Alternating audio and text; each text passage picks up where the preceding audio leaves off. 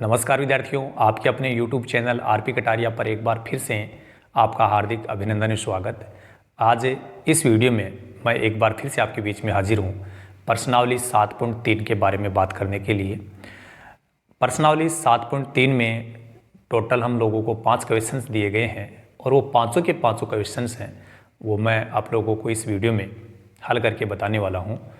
तो आप सभी व्यूवर्स से यही अनुरोध है कि जिन व्यूवर्स ने अभी तक हमारे चैनल को सब्सक्राइब नहीं किया है वो हमारे चैनल को ज़रूर सब्सक्राइब करें, साथ ही बेल आइकन वाले बटन को ज़रूर दबा दें ताकि आने वाला वीडियो है वो आप तक सबसे पहले पहुंच पाए।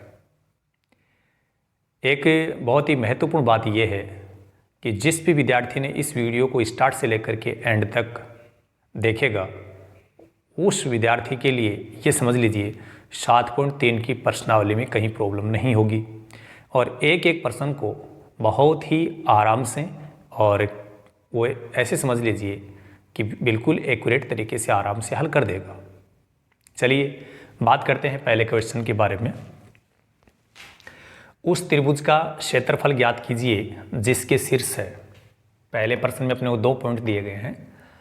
पहले पॉइंट में त्रिभुज के ये 3 शीर्ष दिए गए हैं, दूसरे पॉइंट में दिए गए हैं।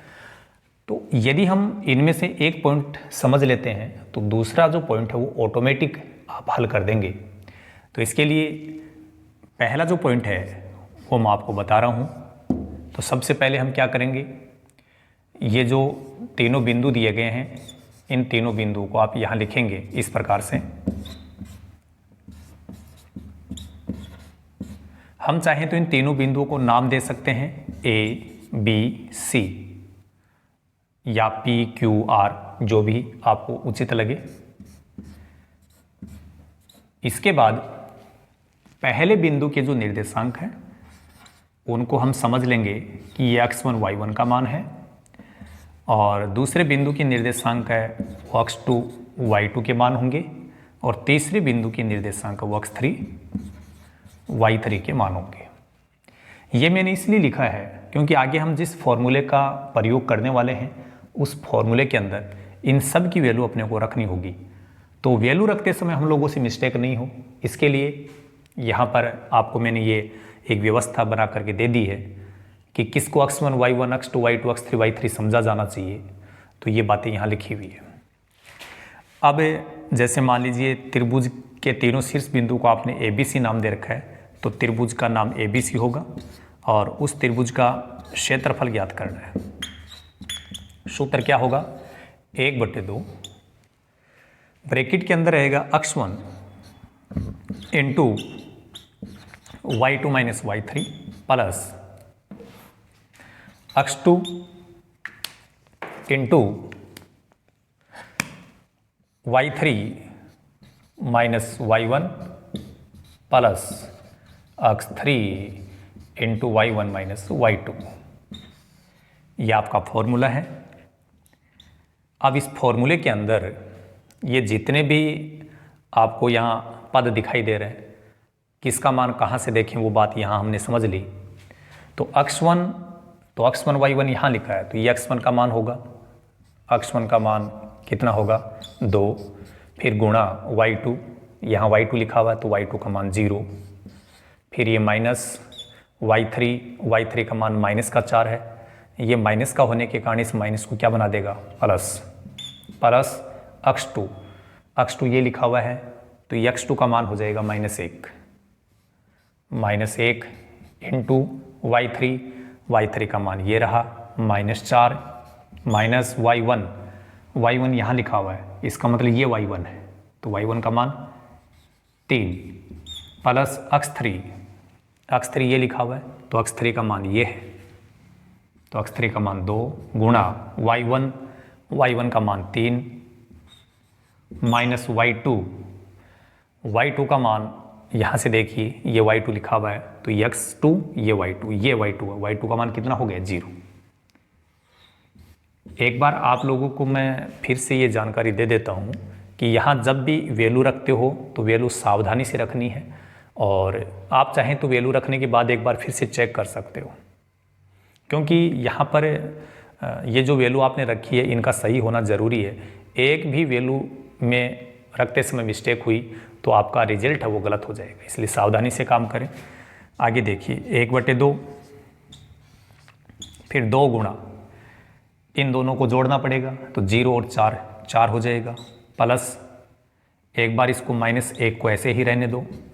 ये दोनों संख्या माइनस की है तो ये जुड़ने के बाद माइनस का 7 हो जाएगा, प्लस 2 गुणा 3 में से 0 घटाएंगे तो 3 ही आएगा, 1/2, 2 को 4 से गुणा कर दो 8, माइनस का 1 -7 से जब गुणा होगा तो पहले तो माइनस माइनस को प्लस बना देगा, फिर 1 और 7 गुणा होगा तो प्लस का 7 आ गया। ऐसे ही 2 को 3 से गुणा करेंगे तो 6 बराबर, यहाँ लिख देता हूँ ताकि आपको बिल्कुल स्पष्ट दिखाई दे, 1/2 इंटू इन सब को जोड़ना है, 8 7 15 6 21, ये 21, तो 2 के पहाड़े से 21 सीधा सीधा तो कट नहीं रहा है, तो हम क्या करेंगे 2 का इसमें भाग लगा देंगे 21 में, और 2 का जब 21 में भाग लगाएंगे तो 10.5 आएगा। यही आपका उत्तर हो गया, 10.5 वर्ग मात्रक। शायद आप लोगों को बिल्कुल क्लियरली समझ में आया होगा। यदि आपको वीडियो अच्छा लगे तो वीडियो को शेयर करना बिल्कुल नहीं भूलिएगा। अपने जितने भी फ्रेंड्स हैं, जितनी भी अपनी सर्किल है वहाँ पर आप भेज दीजिएगा, जिसको भी ज़रूरत है वो उसको देख करके कुछ सीख सकता है। यहाँ पर पॉइंट नंबर जो 2 है, इसके लिए मुझे लगता है कि मुझे टाइम वेस्ट करने की ज़रूरत नहीं, आपको भी नहीं है, क्योंकि आप लोग इस पहले पॉइंट को अच्छे से समझ लीजिएगा, और यदि इस पॉइंट को हल करना आपने सीख लिया तो ठीक उसी प्रकार से पॉइंट नंबर 2 को हल किया जाएगा। तो आप इसके लिए खुद ट्राई करें और इसका रिजल्ट निकाल करके चेक करें। यदि आप रिजल्ट सही प्राप्त करते हैं इसका मतलब आप सीख चुके हैं, और यदि नहीं प्राप्त हो रहा तो कहीं ना कहीं मिस्टेक हो गई या आपने सीखा नहीं अच्छे से, तो आप इसका पॉइंट नंबर 2 को आराम से हल कर सकते हो। इस पॉइंट नंबर 2 को आप हल करके देखें। यदि फिर भी किसी को मिस्टेक है तो आप हमारी इस वीडियो की कमेंट बॉक्स में जा करके कमेंट कर सकते हैं, बता सकते हैं। आने वाली वीडियोज़ में समय रहा तो हम लोग इसके बारे में ज़रूर डिस्कस करेंगे, और यदि कंप्लीट हो जाता तो अच्छी बात है। चलिए अब हम प्रश्न संख्या 2 के बारे में बात करेंगे। प्रश्न संख्या जो 2 है उसमें भी 2 पॉइंट्स दिए गए हैं अपने को। इन दोनों पॉइंट्स के लिए ठीक वही काम करना है जो अभी हमने यहाँ किया है। ज़्यादा अपने को कोई नया काम नहीं करना होगा, इसलिए आप आराम से इसको समझते जाएं, और यदि आपको ये बात बिल्कुल क्लियरली समझ में आ जाती है तो आप इसको अपनी नोटबुक में ज़रूर नोट करें। अब हम बात करते हैं प्रश्न संख्या 2 के बारे में। तो देखिए प्रश्न संख्या 2 में अपने को क्या बताया गया है, क्या दिया गया है, क्या पूछा गया है, इसको अपने को पहले समझना है। निम्नलिखित में से प्रत्येक में k का मान ज्ञात कीजिए। तो k का मान हमें ज्ञात करना है ताकि तीनों बिंदु संरेखी हो। ये जो बात बोली गई है तीनों बिंदु संरेखी, ये कंडीशन है, ये शर्त है, और इसी शर्त के आधार पर हम k का मान ज्ञात करेंगे। इस प्रश्न में आपको 2 पॉइंट्स दिए गए हैं, पॉइंट नंबर फर्स्ट और सेकंड, लेकिन मुझे लगता है कि जो भी विद्यार्थी एक पॉइंट को अच्छे से समझ लेता है तो दूसरे पॉइंट को वो आराम से हल कर देगा। तो चलिए पहले हम बात करते हैं पॉइंट नंबर 1 के बारे में। तो पॉइंट नंबर 1 में जो 3 बिंदु अपने को दिए गए हैं वो आप यहाँ पर देख रहे हैं, हमने उनको लिख दिया है। इसके बाद हमें ठीक वही काम करना है जो त्रिभुज का क्षेत्रफल ज्ञात करते समय हमने किया था। पहले बिंदु को हम अक्ष 1 y1 मान लेंगे, दूसरे बिंदु को हम अक्ष 2 y2 मानेंगे, तीसरे बिंदु को हम अक्ष 3 y3 मानेंगे। यहाँ पर मैं लिख देता हूँ कि चूंकि तीनों बिंदु संरेखी है, तीनों बिंदु संरेखी है। संरेखी का मतलब जानते होंगे, संरेखी का मतलब है कि तीनों बिंदु एक ही रेखा पर स्थित है या तीनों बिंदु को मिलाने पर एक ही रेखा बन रही है। दोनों तरफ से आप इसको समझ सकते हैं। जब तीनों बिंदु संरेखी होते हैं तो क्या होता है, तो आपके त्रिभुज का जो क्षेत्रफल का फॉर्मूला था उसके बराबर में 0 लिखा जाएगा। क्या लिखा जाएगा? 0। बस ये नई बात है इसमें। तो आप समझ गए कि ये तो त्रिभुज के क्षेत्रफल का फॉर्मूला ही था, लेकिन जब तीनों बिंदु संरेखी होते हैं तो बराबर में 0 काम में लेना है। और अब हम यहाँ पर वैल्यू रखते जाएंगे, आगे बढ़ते रहेंगे। 1/2 x1 का मान ये है 7। कैसे पता चला? क्योंकि हमने यहाँ x1 y1 लिखा है, तो ये x1 है तो पहले नंबर वाला ये x1 हो गया, ये y1 हो गया। x1 का मान 7, y2 ये रहा y2, ये y2 लिखा हुआ है तो y2 का मान ये होगा 1 माइनस ये माइनस, फिर y3 यहाँ लिखा हुआ है तो y3 का मान ये है k प्लस x2 का मान यहाँ से देखेंगे तो 5 गुणा y3 का मान ये है k माइनस y1 का मान ये है, यहाँ हमने y1 लिख रखा है तो ये y1 है। y1 का मान माइनस में है तो ये इस माइनस को प्लस बना देगा, प्लस x3 का मान 3 इंटू y1 का मान -2 माइनस y2 का मान 1 बराबर 0। आगे देखिए 1/2 इंटू ये जो k है अज्ञात राशि है। अज्ञात राशि सामान्य संख्या से कभी घटती भी नहीं है, जुड़ती भी नहीं है, तो ये कैसे सरल होगा? इस 7 को इन दोनों से गुणा करता है तो 7 1 से गुणा होगा तो 7 को जब k से करेंगे तो 7k। ऐसे ही जैसे यहाँ k 1 में से नहीं घट रहा था, ठीक वैसे ही k यहाँ 2 के साथ जुड़ेगा भी नहीं। तो ये कैसे सरल करें? 5 को इसके साथ भी गुणा कर दो, इसके साथ भी गुणा कर दो, तो ये हो गया 5k प्लस 5 को 2 से गुणा करेंगे 10। इन दोनों को जोड़ने पर -3 बनेगा। अच्छा, जोड़ा क्यों गया ये बात हम लोगों ने कई बार बताई है, तभी हम बोलते हैं कि प्रत्येक वीडियो को स्टार्ट से लेकर के एंड तक जरूर देखें। बहुत सारी आपको नई नई बातें सीखने को मिलती हैं। जब दो संख्याएं एक जैसे निशान की होती हैं तो वो जुड़ेंगी, इस कारण ये दोनों जुड़ करके -3 बनेगा, और वो -3 जब 3 से गुणा होगा तो -9 बराबर 0। 1/2 यहाँ देखिए, पहले अपन वो संख्या देखते हैं जिसमें k आ रहा है, तो k -7k ये है, 5k ये है, अलग अलग चिन्ह है दोनों का, तो घटाया जाएगा। 7k में से 5k को घटा देंगे तो 2k बचेगा, लेकिन बड़ी संख्या माइनस की है तो -2k बचेगा। अब देखिए ये 7 प्लस का है, ये 10 प्लस का, ये दोनों जुड़ जाएंगे, 7 और 10 17, फिर 17 में से 9 घट जाएगा तो 8 बचेगा प्लस का, तो यहाँ लिखेंगे +8 बराबर 0। अगली स्टेप में क्या होगा, हमारे पास में आ रहा है 1/2। यहाँ से हम क्या करेंगे, इन दोनों जगह से 2 कॉमन ले लेंगे। 2 कॉमन इसलिए ले रहे हैं ताकि ये बटे में दोबारा वो कट जाए, तो यहाँ से मैं जब 2 कॉमन लेऊंगा तो 2 तो कॉमन लेकर के ऐसे लिख देंगे।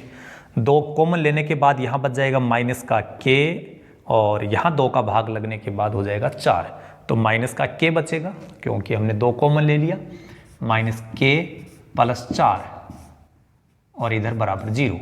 इस 2 से 2 कट गया, हमारे पास में बच गया -k + 4 बराबर 0।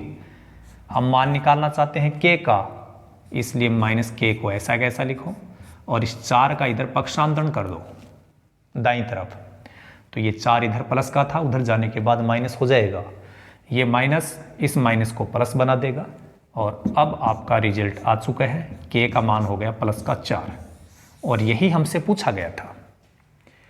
अब जैसे हमने पहले पॉइंट के लिए काम किया, ठीक वैसे ही आप पॉइंट नंबर 2 के लिए काम कीजिए। इसलिए हम आप लोगों को बता रहे हैं कि आप एक पॉइंट को सीखिए, दूसरा पॉइंट आप खुद करके देखिए, क्योंकि जब तक हम खुद प्रैक्टिस नहीं करेंगे वो चीज़ क्लियर नहीं होगी। कोई कितना भी अच्छा क्यों ना बताए, लेकिन जब तक हम ट्राई नहीं करते तब तक बात बनती नहीं है। इसलिए आप खुद ट्राई करें पॉइंट नंबर 1 के अनुसार। और अब हम प्रश्न संख्या 3 की बात करेंगे। प्रश्न संख्या 3 है, वो आप लोगों के लिए एक स्पेशल प्रश्न है। ऐसा प्रश्न हमारे एग्जाम्पल्स में हमने नहीं देखा था। 7.3 की एक्सरसाइज के लिए ये अपने आप में अलग ही टाइप का क्वेश्चन है। हालांकि हल कैसे होगा, जैसे हमने अब किया है वैसे ही होगा, लेकिन प्रश्न का जो पैटर्न है उसको समझना है। और गणित में होता भी यही है कि जो विद्यार्थी गणित का प्रश्न को समझ जाए तो बात पूरी समझ में आ जाती है। अब प्रश्न ही समझ में नहीं आए तो फिर तो ऐसा कोई ट्रीटमेंट नहीं है, ऐसा कोई इलाज नहीं है कि आपके गले सीधा सीधा उस प्रश्न का सॉल्यूशन उतर जाए। कैसे संभव होगा? चलिए, अब प्रश्न संख्या 3 आपके सामने लिखा जाएगा और आप भी देखेंगे कि बिल्कुल प्रश्न संख्या 3 है वो थोड़ा अलग टाइप का प्रश्न है। शीर्षों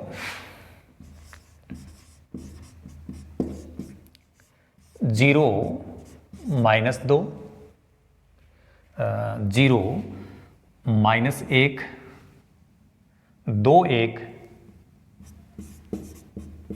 और 0 3 वाले त्रिभुज की भुजाओं के मध्य बिंदुओं से वाले त्रिभुज की भुजाओं के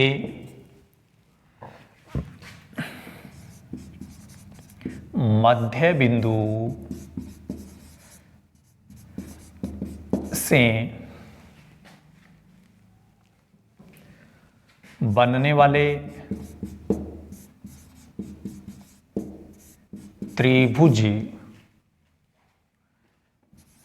त्रिभुज का क्षेत्रफल ज्ञात कीजिए।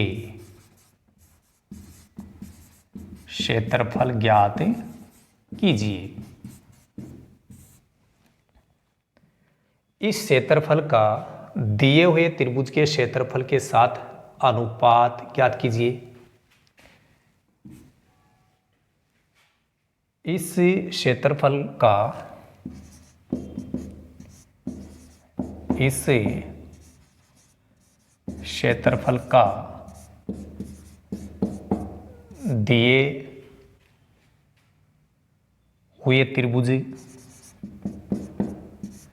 दिए हुए त्रिभुज के क्षेत्रफल के साथ अनुपात ज्ञात कीजिए। अनुपात ज्ञात कीजिए, ये आप समझ जाओगे यहां पर। ये आपका तीसरा प्रश्न है। हाँ, ये जरूर है कि त्रिभुज के क्षेत्रफल की बात आ रही है तो हमने जो पिछले क्वेश्चंस किए थे या एग्जाम्पल्स किए थे जिसमें त्रिभुज का क्षेत्रफल ज्ञात करना हमने सीखा, वो चीज़ हमारे जरूर काम आएगी। लेकिन इसमें कुछ नई बात जोड़ दी गई है, वो हम सीखने वाले हैं। ये 3 बिंदु दिए गए हैं किसी त्रिभुज के शीर्ष हैं, तो इस शीर्षों से जो त्रिभुज बनेगा उसकी भुजाओं के मध्य बिंदु से बनने वाले त्रिभुज का क्षेत्रफल ज्ञात कीजिए। क्या कहना चाह रहे हैं? जैसे ये तीनों जो बिंदु दिए गए हैं वो मान लीजिए ABC है। ये तीनों बिंदु है, एक A है, एक B है, एक C है, तो इससे त्रिभुज बन गया। फिर आगे बोला है त्रिभुज की भुजाओं के मध्य बिंदु से बनने वाले त्रिभुज का क्षेत्रफल ज्ञात कीजिए। तो इन भुजाओं का मध्य बिंदु अपने को लेना होगा, तीनों भुजाओं का मध्य बिंदु, और इन मध्य बिंदुओं को जब हम मिलाएंगे तो एक नया त्रिभुज बनेगा। मान लीजिए इसका नाम दे देते हैं अपन DEF। तो ये त्रिभुज बन गया। तो यहां तो पूछा गया है इन भुजाओं के मध्य बिंदु से जो त्रिभुज बना आपका DEF उसका क्षेत्रफल। तो एक तो हमें इस त्रिभुज का क्षेत्रफल ज्ञात करना है, साथ साथ आगे एक बात और बोली, इस क्षेत्रफल का, कौन से क्षेत्रफल का? जो आपने यहां ज्ञात किया है। किसका ज्ञात करने के लिए बोला गया? DEF। तो DEF का जो क्षेत्रफल होगा वो क्षेत्रफल का इस दिए गए त्रिभुज के क्षेत्रफल के साथ अनुपात ज्ञात करने के लिए बोला गया। कुल मिलाकर के सीधी सीधी बात बता दूं, हमारे पास में दो त्रिभुज बन रहे हैं। एक तो इन तीनों शीर्षों से बनने वाला त्रिभुज तो है ABC, मेन त्रिभुज तो यही है। फिर इनकी भुजा जो है, इनके मध्य बिंदु से त्रिभुज बन रहा है DEF। दोनों ही त्रिभुजों का क्षेत्रफल हमें ज्ञात करना है। तो बिंदु A है, उसके निर्देशांक हमने ये समझ लिया, ये बिंदु B की निर्देशांक है 2 1, और बिंदु C की निर्देशांक है 0 3। तो सबसे पहले तो हमें त्रिभुज ABC के लिए काम करते हैं कि त्रिभुज ABC में अपने को तीनों बिंदु कौन कौन से दिए गए हैं। A का मान दे रखा है 0 -1, बिंदु B की निर्देशांक है 2 1, और बिंदु C की निर्देशांक 0 3। पहला बिंदु आपका हो जाएगा अक्ष 1 y1, दूसरा बिंदु हो जाएगा अक्ष 2 y2, और तीसरा बिंदु हो जाएगा आपका अक्ष 3 y3। यहां पर त्रिभुज का क्षेत्रफल ज्ञात करना है, तो आपको पता है कि त्रिभुज ABC का क्षेत्रफल ज्ञात करने के लिए कौन सा फॉर्मूला हमने पहले लिखा था, वही फॉर्मूला लिखना है। 1/2 अक्ष 1 into y2 minus y3 plus अक्ष 2 into y3 minus y1 plus अक्ष 3 इंटू y1 माइनस y2। इस फॉर्मूले के अंदर अपने को ये वैल्यू रखनी है, अक्ष 1 y1, अक्ष 2 y2, अक्ष 3 y3, इनकी वैल्यू यहाँ लिखी हुई है। तो यहाँ से देखते जाएं, लिखते जाएं। 1/2 सबसे पहले अक्ष 1 चाहिए, तो अक्ष 1 का मान 0 है, 0 गुणा y2 माइनस y3, y2 का मान यहाँ पर कितना है 1 है, माइनस y3 का मतलब है 3, तो ये हमने लिख दिया, प्लस अक्ष 2 y2 हमने यहाँ बताया है, तो ये अक्ष 2 है, अक्ष 2 का मान 2 है, गुणा y3 हमने यहाँ बता रखा है, तो ये y3 है 3, माइनस y1, ये y1 है, तो y1 ये रहा माइनस का 1, ये माइनस का है तो वो -1 यहाँ प्लस का 1 बन जाएगा, प्लस अक्ष 3 का मान ये रहा 0 into y1 minus y2, y1 का मान -1, फिर माइनस कौन सा माइनस, ये जो फॉर्मूले के अकॉर्डिंग है, फिर y2 का मान 2 -1 सॉरी, तो ये हो गया। यहाँ पर बहुत ही आसान काम होगा, थोड़ा सा गौर से समझिएगा। इस ब्रैकेट को हल करने की ज़रूरत नहीं है, क्यों? क्योंकि ये 0 से गुणा हो रहा है, तो ये तो क्या हो जाएगा 0 से जब इस ब्रैकेट को गुणा करेंगे, हल करने की जरूरत नहीं है, बिना हल किए 0 कभी भी किसी से गुणा होगा तो वो तो 0 बना लेगा। इसको हल करो, 3 और 1 4, 4 को 2 से गुणा करेंगे तो ये बनेगा 8, प्लस यहाँ पर भी वही बात है, इसको हल करने की जरूरत नहीं है, क्योंकि जब ये ब्रैकेट 0 से गुणा हो रहा है तो ये क्या बन जाएगा 0 बन जाएगा। तो ये हमारे पास में हो गया 1/2 गुणा, इन सब को जोड़ने पर तो 8 ही बनेगा, 8, 2 का भाग यहाँ जाएगा 4 आ जाएगा, तो हमारा उत्तर हो गया 4 वर्ग मात्रक। बात समझ में आ रही है? जैसे हमने त्रिभुज ABC के लिए काम किया, वैसे ही हम त्रिभुज DEF का क्षेत्रफल ज्ञात करेंगे, लेकिन यहाँ एक नई प्रॉब्लम ये आ गई कि इन तीनों बिंदु की निर्देशांक हमारे पास में है नहीं, पहले हम ज्ञात करेंगे। और बिंदु D के निर्देशांक ज्ञात करने के लिए, E और F के निर्देशांक ज्ञात करने के लिए मैं सीधा सिस्टम आप लोगों को बताऊंगा। हमें एक तो ये पता है कि जो D है, E है, F है, ये सब क्या है, इन भुजाओं के मध्य बिंदु। तो मध्य बिंदु के निर्देशांक ज्ञात करने का सूत्र क्या है, उसका एक बार सूत्र लिख दो, बाकी तो आगे मैं बहुत ही आसानी से समझने वाली बात आपको बताने वाला हूँ। मध्य बिंदु के निर्देशांक ज्ञात करने का सूत्र है x बराबर x1 प्लस x2/2 और y बराबर है y1 प्लस y2/2। ध्यान से समझिए, सूत्र मैंने इसलिए लिखा है ताकि आपकी जो कॉपी है, जांच करने वाला टीचर आपके नंबर नहीं काटे। बाकी बिना सूत्र में यहाँ काम करूँगा। डी ए बी का मध्य बिंदु है तो डी के निर्देशांक कैसे आएंगे सुन लो। अक्ष के साथ अक्ष का मान जोड़ना है और 2 का भाग लगाना है। तो 0 में 2 जुड़ेगा 2 और 2 में 2 का भाग जाएगा 1, ये तो हो गया अक्ष का मान। y में y का मान जोड़ना है तो -1 में जब 1 जोड़ेंगे तो 0 आ जाएगा। क्या जाएगा? 0। और 0 में जब 2 का भाग लगाएंगे तो मैंने कई बार बताया ऊपर 0 उत्तर 0, तो 0 में 2 का भाग जाने पर 0 आ जाएगा। फिर सुन लो, अक्ष के साथ अक्ष का मान जोड़ना है, 2 का भाग लगाना है। 0 और 2 जुड़ेगा 2, 2 में 2 का भाग जाएगा 1, अक्ष का मान आ गया। मैं सूत्र के अकॉर्डिंग ही कर रहा हूं लेकिन आपको फील नहीं हो रहा है क्योंकि आपने यहां देख रहे हो कि अक्ष का मान कैसे आएगा, x1 plus x2। x1 plus x2 का मतलब है कि x में x का ही मान जोड़ना है, फिर 2 का भाग लगाना है। ऐसे ही y का मान निकालने के लिए y में y का मान जोड़ना है, फिर 2 का भाग लगाना है। इसलिए मैंने वो बात वहां लिख दी और सीधा यहां समझा रहा हूं। ऐसे ही यहाँ 1 है, इसके साथ -1 को जोड़ेंगे तो वो 0 हो जाएगा। यहाँ मैंने बताया है 0 में 2 का भाग लगाएं तो 0, आगे निर्देशांक।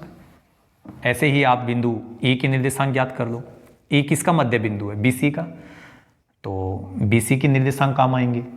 यहाँ अक्ष का मान 2, यहाँ 0, जोड़ने पर 2, लेकिन 2 का भाग भी जाएगा, ये बटे में 2 है तो 2 में 2 का भाग जाएगा 1। फिर y और y को जोड़ दो, 1 और 3 4, 4 में 2 का भाग लगा दो 2, ये आपका बिंदु E हो गया। ऐसे ही F, 0 के साथ 0 को जोड़ने पर 0 ही आता है और उसमें 2 का भाग लगाएंगे, चाहे भले 0 में किसी का भाग लगाओ 0 ही आता है। -1 और 3 को जोड़ेंगे, ऐसे समझ लीजिए -1 प्लस 3, तो -1 और 3 को जोड़ने पर 2 आता है प्लस का, और फिर उसमें 2 का भाग जाएगा तो 1 आ जाएगा। तो ये आपके तीनों जो मध्य बिंदु थे उनके निर्देशांक हमें मिल गए हैं। और अब आप क्या करेंगे, जैसे आपने त्रिभुज ABC के लिए बात की है वैसे ही आप अब त्रिभुज DEF के लिए काम करेंगे। तो यहाँ पर मैं यहीं से इसको ही चेंज करके आपको बता दूं, आपको तो लिखना होगा लेकिन मेरे पास तो लिखा हुआ तो मैं इसी को काम में ले लेता हूँ, ठीक है। आप यहाँ ध्यान रखना, त्रिभुज ABC का क्षेत्रफल जो अभी अभी हमने ज्ञात किया था वो 4 वर्ग मात्रक था, वो जो मैंने मिटा दिया है उसको हम ध्यान रखेंगे, वो काम आएगा अपने। तो अब हम बात करेंगे त्रिभुज DEF। तो D की निर्देशांक आपने लिख दिए 1 0, E की निर्देशांक आपने बना लिए 1 2 और F के निर्देशांक आपने बना लिए 0 1। इनको वैसे ही x1 y1 x2 y2 x3 y3 समझना है। सूत्र यही होगा, त्रिभुज DEF का क्षेत्रफल मान रखो 1/2 x1 का मान 1 इंटू y2 का मान 2, फिर y3 का मान 1 है तो 2 में से 1 घटा दो, ये 2 - 1। फिर x2 का मान यहाँ 1 है गुणा y3 का मान 1, फिर माइनस, कौन सा माइनस? ये माइनस y1 का मान 0 प्लस x3, ये x3 है तो x3 का मान यहाँ से देखोगे तो कितना मिला? 0 इंटू y1 - y2, y1 है 0, y2 है 2 तो वहाँ लिखा जाएगा 0 - 2। हमने यहाँ पर क्या किया है, हमने केवल x1 y1 x2 y2 x3 y3 यहाँ पर जो भी लिखा हुआ उनके मान रखे यहाँ से देख करके। अब देखो, मान रखते समय तो सावधानी आपको रखनी होगी क्योंकि सावधानी हटी दुर्घटना घटी वाली कहावत आप लोगों ने कई बार सुनी है। यदि मान रखते समय मिस्टेक हो गई तो रिजल्ट तो गलत आएगा, इसलिए सावधानी रखना। सुनते जाए, 2 में से 1 घटेगा और वो 1 से गुणा हो जाएगा, 1 -0 का मतलब 1 को 1 से गुणा कर दो 1। यहां इसको आगे लिखने की जरूरत नहीं है क्योंकि ये 0 इस ब्रैकेट से गुणा हो रहा है, तो 0 जब इस ब्रैकेट से गुणा होगा तो वो तो 0 बन जाएगा। तो 0 क्या लिखेंगे अपन? 1 + 1 2, इसको यहां काटेंगे, ये आ गया 1 वर्ग मात्रक। दोनों त्रिभुजों का क्षेत्रफल हमने ज्ञात कर लिया। तो मध्य बिंदु से बनने वाले त्रिभुज का क्षेत्रफल तो क्या हो गया? 1 वर्ग मात्रक, क्योंकि मध्य बिंदुओं से मिलकर के कौन सा त्रिभुज बन रहा था? DEF, ठीक है, उसका तो हो गया।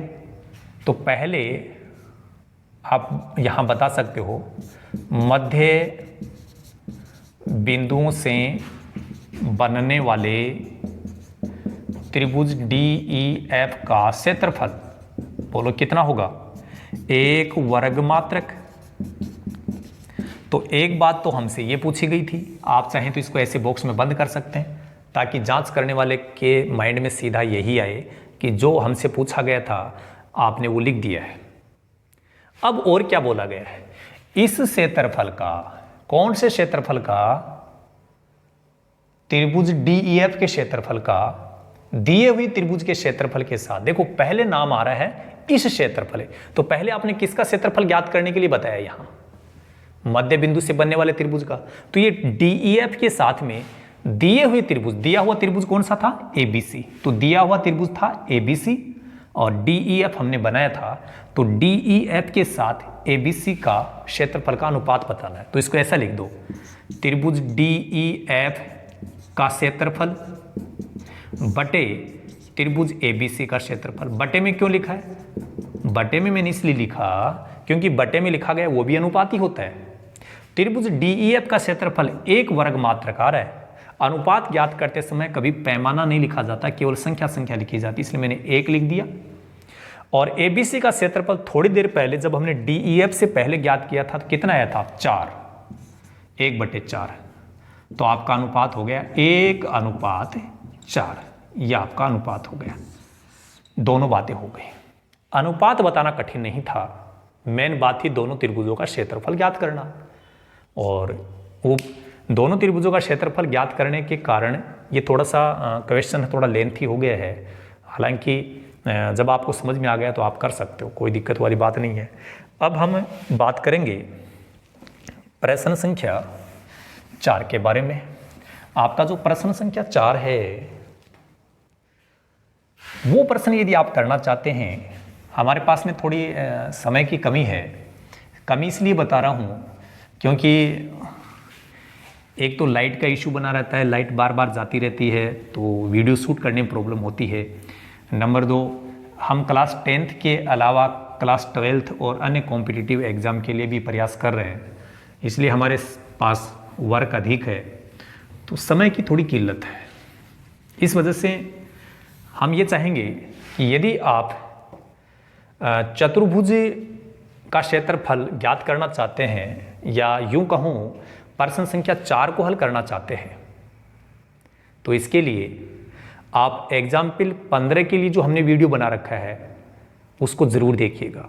और यदि आपने एग्जाम्पल नंबर 15 समझ लिया और उसको हल करना सीख गए तो आप क्वेश्चन नंबर 4 भी कंप्लीट कर दोगे। इसलिए इस क्वेश्चन को समझने के लिए आप एग्जाम्पल नंबर 15 ज़रूर देखें, फिर आप उसको कर देंगे। तो इस चौथे क्वेश्चन को हम यहाँ नहीं बता रहे हैं, चौथा क्वेश्चन है वो आप एग्जाम्पल नंबर 15 के अनुसार हल कर देंगे। यहाँ आपके याद रहे इसके लिए बता देता हूँ कि एग्जाम्पल नंबर 15 सीख लो, आपको मिल जाएगा क्वेश्चन नंबर 4 का तरीका। हो गया काम बस। हाँ, अब इस एक्सरसाइज का लास्ट का क्वेश्चन है क्वेश्चन नंबर 5, उसकी मैं बात करने वाला हूँ। क्वेश्चन नंबर जो 5 है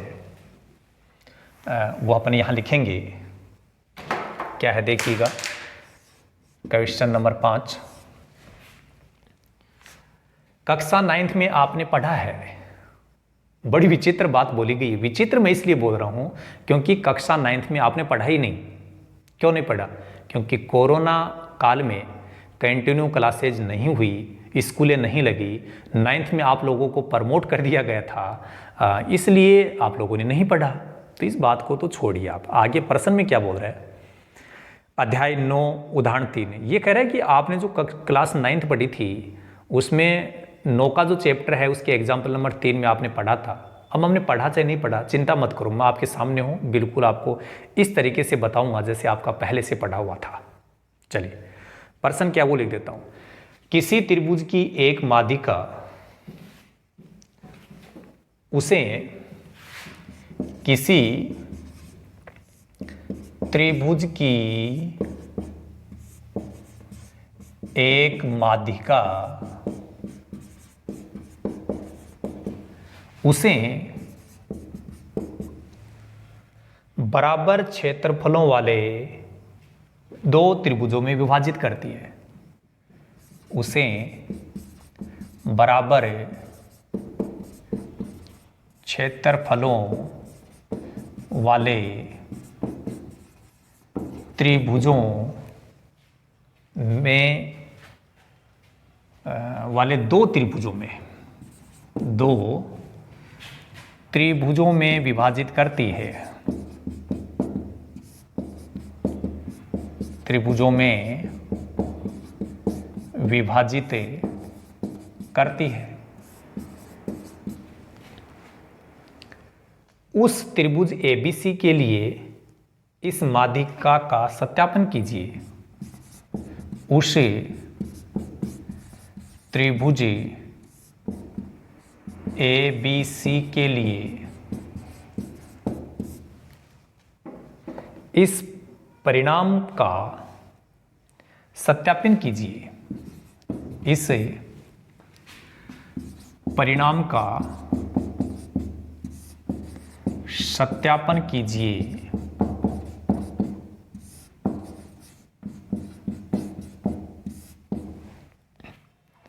जिसके शीर्ष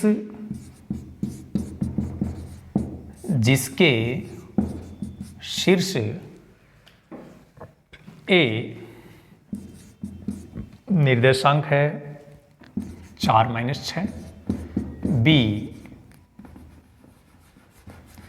और B की निर्देशांक है 3-2।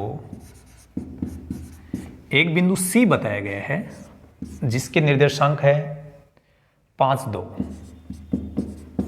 एक बार प्रश्न को हम फिर से पढ़ लेते हैं और समझ लेते हैं कि क्या कह रहा है ये। किसी त्रिभुज की एक माध्यिका, अब माध्यिका क्या होती है ये मैं आपको बताने वाला हूं, उसे बराबर क्षेत्रफलों वाले दो त्रिभुजों में विभाजित करती है। ये ऐसे कह रहा है कि जैसे एक त्रिभुज है और उसमें एक माध्यिका खींची जाएगी, तो वो माध्यिका उस त्रिभुज को दो त्रिभुजों में विभाजित कर देती है जिनका क्षेत्रफल क्या होता है, बराबर। वो अपन डायग्राम बना के बताऊं, समझ जाएंगे। दिया गया त्रिभुज कौन सा है, ABC, और जिसके शीर्ष अपने को दिए गए हैं। यहां कह रहा है उस त्रिभुज ABC के लिए परिणाम का सत्यापन कीजिए। कौन से परिणाम का, जो ऊपर बात बोली गई है कि प्रत्येक माध्यिका किसी त्रिभुज को दो बराबर क्षेत्रफलों में विभाजित करती है। तो आप इसको ऐसे समझो, जैसे ये एक त्रिभुज है, आप एक डायग्राम बना लें और इस त्रिभुज का नाम है ABC। आपको पता है त्रिभुज ABC जो है उसके निर्देशांक तो दिए गए हैं। A के निर्देशांक है 4-6, B के निर्देशांक है 3-2 और C के निर्देशांक है 5-2। ये तो आपका त्रिभुज है। यहां क्या बोला था, किसी त्रिभुज का मतलब ये समझ लीजिए त्रिभुज है कि एक माध्यिका। माध्यिका क्या होती है, किसी भी त्रिभुज में किसी भुजा का मध्य बिंदु ले लेते हैं। ये मान लीजिए इस भुजा का मध्य बिंदु है और इस मध्य बिंदु को जैसे ही सामने के शीर्ष से मिला देंगे तो ये जो रेखाखंड बन रहा है ये माध्यिका है। तो समझना कि किसी शीर्ष से सामने की भुजा का मध्य बिंदु, ये मध्य बिंदु होना जरूरी है, उसको मिलाने वाला रेखाखंड वो माध्यिका होती है। तो यह आपका मध्य बिंदु मान लीजिए D है। तो पहले हमें, अब इसने ये कहा है कि जैसे माध्यिका हमने खींच दी, ये एक माध्यिका हो गई, उसे बराबर क्षेत्रफलों वाले, तो इस जो आपका बड़ा त्रिभुज था इसको दो त्रिभुजों में इसने बांट दिया। इन दोनों त्रिभुजों का क्षेत्रफल बराबर होगा, ऐसा आप सत्यापन कीजिए। सत्यापन का मतलब है सिद्ध कीजिए। सिंपल सी बात है, त्रिभुज ABC बना लो, एक माध्यिका खींच दो और माध्यिका के लिए हमेशा मध्य बिंदु होता है और मध्य बिंदु के निर्देशांक ज्ञात हम कर सकते हैं। यहां पर ऐसे बताएंगे, D किसका मध्य बिंदु है, BC का। D BC का मध्य बिंदु है। अब मध्य बिंदु है तो मध्य बिंदु के निर्देशांक ज्ञात करने के लिए सूत्र लिखना होगा, x बराबर x1 प्लस x2 बटे 2 और y बराबर y1 प्लस y2 बटे 2। इसको सीधा समझ लीजिए। सूत्र इसलिए लिखा था कि आपके नंबर ना कटे। अब सूत्र से नहीं काम चलाएंगे, हम सीधी बात करेंगे। D BC का मध्य बिंदु है तो आपको D के निर्देशांक ज्ञात करने के लिए क्या करना है, अक्स के साथ अक्स का मान जोड़ दो, 3 में 5 जोड़ो 8, उसमें जैसे 2 का भाग लगाने के लिए बोलो 2 का भाग लगा दो, तो 3 और 5 को जोड़ने पर 8, 8 में 2 का भाग लगा दो 4, अक्स का मान आ गया। y में y का मान जोड़ेंगे तो -2 के साथ 2 जोड़ेंगे तो 0 हो जाएगा, और 0 में जब 2 का भाग लगाएंगे, 2 का भाग लगाने के लिए क्यों बोल रहा हूँ, क्योंकि सूत्र में बटे में 2 आ रहा है, तो ये 0 ही आएगा।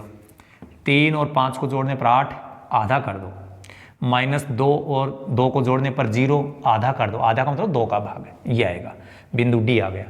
अब हमारे पास में 2 त्रिभुज बन गए, माध्यिका के इस ओर त्रिभुज बना हुआ है ABD, माध्यिका के इस ओर त्रिभुज बना हुआ है ADC। इन दोनों त्रिभुजों का क्षेत्रफल हमें ज्ञात करना है, और इन दोनों त्रिभुजों का जो क्षेत्रफल आएगा वो क्या आना चाहिए, बराबर है। यदि ऐसा आ गया तो जो प्रश्न में आपको सिद्ध करने के लिए बोला गया है वो सिद्ध हो जाएगा।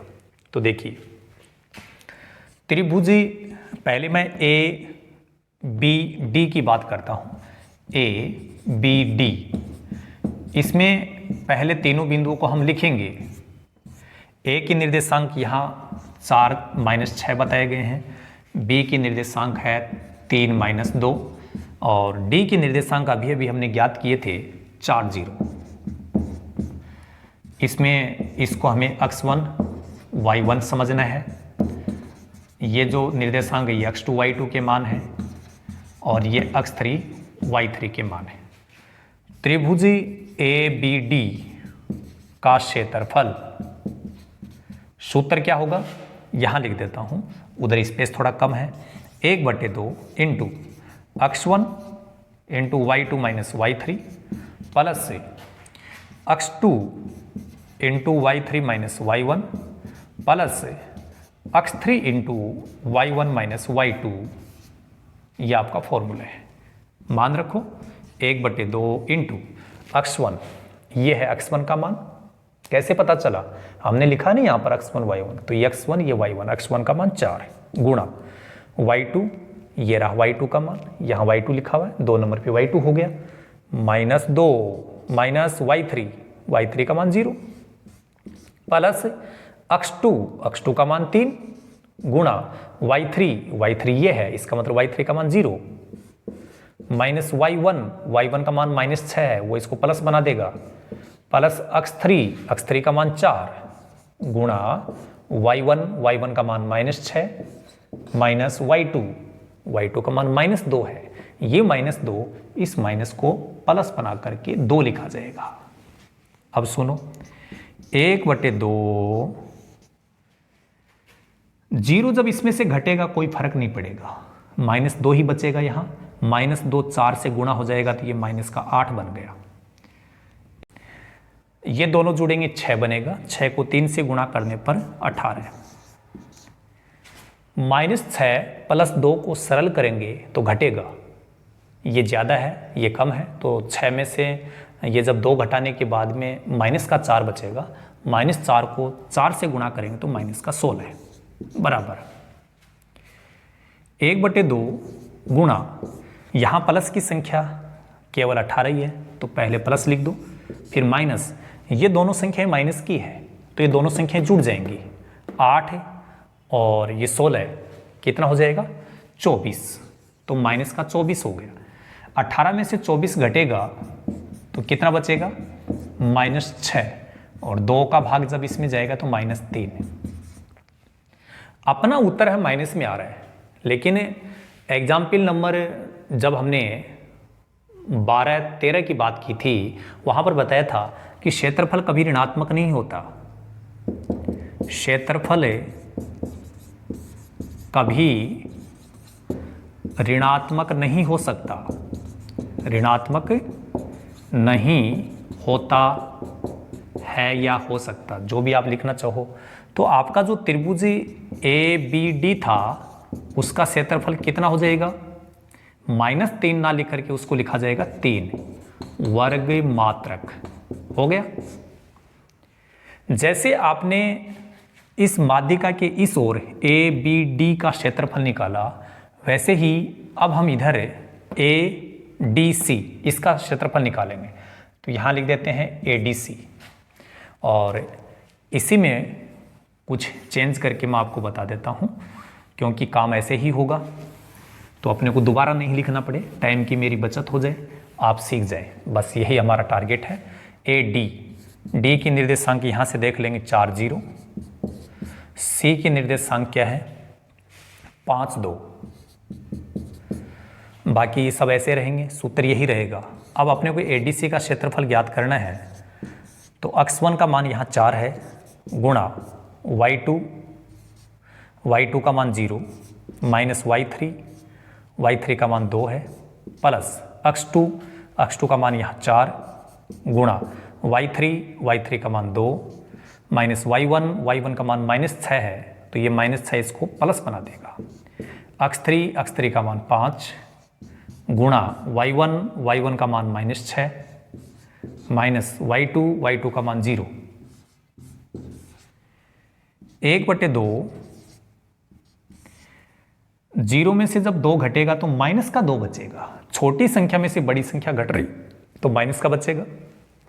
-2 को 4 से गुणा करेंगे माइनस का 8, 6 और 2 जुड़ेंगे 8 को 4 से गुणा कर दो 32। -6 में से जब 0 घटेगा तो -6 ही बचेगा और -6 को 5 से गुणा कर दो -30। 1/2 गुणा यहाँ प्लस का 32 है और -8 और -30 ये दोनों संख्या माइनस की हैं, तो दोनों माइनस वाली संख्याएं जुड़ जाएंगी तो माइनस का 38 हो जाएगा। 32 में से जब 38 घटेगा तो माइनस का 6 बचेगा। 1/2 गुणा -6, वही बात आ गई, 2 का भाग जब इस 6 में जाएगा तो 3, यहाँ माइनस है तो इधर लिख देता हूँ मैं, क्योंकि अब अपने इसका कोई खास काम नहीं है। तो यहाँ पर आगे हल करेंगे तो ये -3 आ गया। जैसे यहाँ हमने बात की थी कि क्षेत्रफल कभी ऋणात्मक होता नहीं है, और यदि ऋणात्मक चिन्ह भी आ गया है तो उसको हमें छोड़ना होगा। उसके लिए एक लाइन लिख दो कि क्षेत्रफल कभी ऋणात्मक नहीं होता है, तो वही लाइन लिख देंगे, क्षेत्रफल कभी ऋणात्मक नहीं होता है, जैसे हमने वहाँ लिखा है। तो अब ये जो त्रिभुज आपका ADC है उसका क्षेत्रफल कितना बताया जाएगा, 3 वर्ग मात्रक। अब देखो एक बात मैं आपको बताऊं कि जब हमने पहले ABD का माध्यिका की इस ओर जो आपका त्रिभुज था उसका क्षेत्रफल ज्ञात किया था, तो वो भी 3 वर्ग मात्रक आया है। ऐसे त्रिभुज बनाया था ना हमने अभी, ये त्रिभुज बना हुआ था आपका ABC, यहाँ हमने माध्यिका खींची थी AD, तो इधर त्रिभुज बन गया ABD, इसका क्षेत्रफल भी 3 और इसका क्षेत्रफल भी 3। और यही प्रश्न में उसने कहा था कि माध्यिका है दिए गए त्रिभुज को 2 बराबर त्रिभुजों के क्षेत्रफलों में विभाजित करती है। मतलब सीधा सा यही है कि दोनों का क्षेत्रफल बराबर होगा। तो हमें पता चल गया कि त्रिभुज ABD इसका क्षेत्रफल और त्रिभुज ADC इसका क्षेत्रफल क्या है, बराबर है।